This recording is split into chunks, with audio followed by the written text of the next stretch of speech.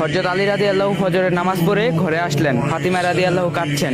উনি জিজ্ঞাসা করলেন, ফাতিমা তুমি কাঁদছো কেন? ফাতিমা রাদিয়াল্লাহু আরো জোরে জোরে কাঁদতে লাগলেন। ফাতিমা বললেন, আলী, আজকে আব্বাজান নবীজি সাল্লাল্লাহু আলাইহি সাল্লাম আমার স্বপ্নে এসেছিলেন। তিনি বললেন, ও আমার ফাতিমা, আমি তোমাকে নিতে এসেছি। মা, আজকে তুমি রোজা রাখবে। সেহরি করবে আলীর দস্তরখানায়, ইফতারি করবে আব্বাজানের দস্তরখানায়। হযরত আলীর বুঝতে বাকি রইল না, আজকে ফাতিমা ইন্তিকাল করবে। ফাতিমা রাদিয়াল্লাহু জ্বরে ভুগছিলেন।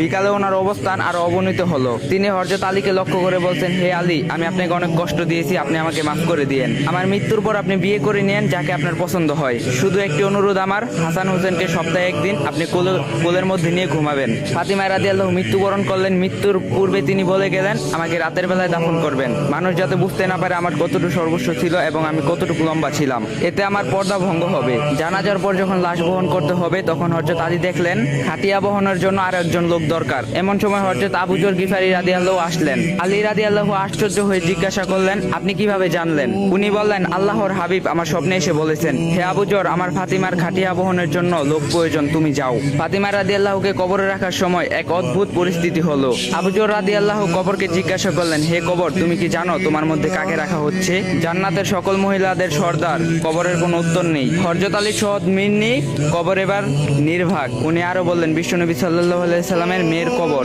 নিশ্চুপ। আল্লাহর কবর জবান খুললেন। কবর বললেন, আমি অন্ধকার ঘর, আমি সাপ বিচ্ছুর ঘর, আমি বিশ্বনবীর মেয়েকে চিনি না, আমি আলীর সহোদর মিনিকে চিনি না, আমি শুধু চিনি ঈমান আর আমল। হে মুসলমান, বিশ্বনবীর মেয়ের জন্য কবরের এই কথা?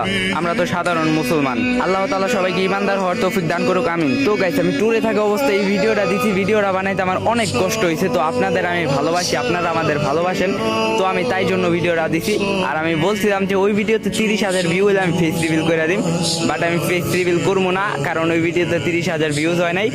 আমার ফলোয়ার্স একটু বাড়ুক, আর আমি আরেকটা ভিডিওতে টার্গেট দিব, ওইটার মধ্যে যদি আপনারা কইরা দিতে পারেন তাহলে ফেস রিভিল করবো। আর অনেকে উল্টাপাল্টা কমেন্ট করছেন যে ভাই তুমি ট্যুরে আইছো সিরা পেন কইরা, তো আমি বেসিক্যালি সিরা পেন পরি না, তো ট্যুরে আসার কারণে পড়ছি। তো এইটাই। আর যদি ভিডিওটা ভালো লাগে তো বেশি বেশি কপি লিঙ্ক আর শেয়ার করে দিবেন।